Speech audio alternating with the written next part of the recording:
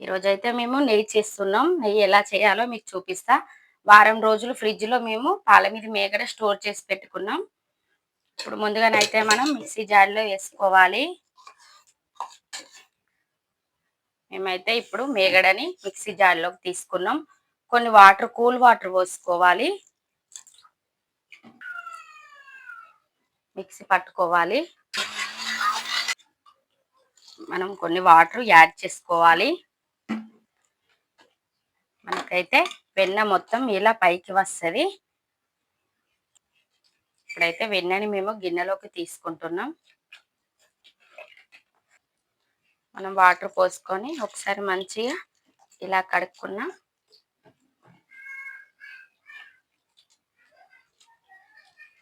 ఇప్పుడైతే నేను గిన్నెలోకి తీసుకుంటున్నా. మనకైతే ఇలా మళ్ళీ కరుగుతుంది, మంచిగా కలుపుకోవాలి. మనము ఎక్కువసేపు కలపకుండా ఉండద్దు, మంచిగా కలుపుకోవాలి, మాడకుండా ఉంటుంది.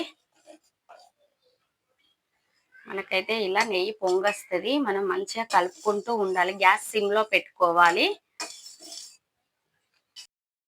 మనకు నెయ్యి అయితే ఇలా వస్తుంది. మన నెయ్యి అయితే రెడీ అయింది. ఇలా స్టవ్ ఆఫ్ చేసుకుందాం. నేనైతే ఇప్పుడు ఒక స్టీల్ డబ్బాలోకి వడగట్టుకుంటున్నా.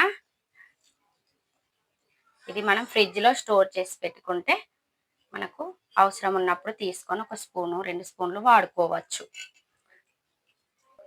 మన నెయ్యి అయితే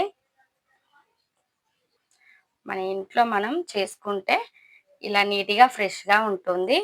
నచ్చితే లైక్ చేయండి, షేర్ చేయండి, సబ్స్క్రైబ్ చేయండి. మరిన్ని వీడియోలతో మీ ముందుకు వస్తాం.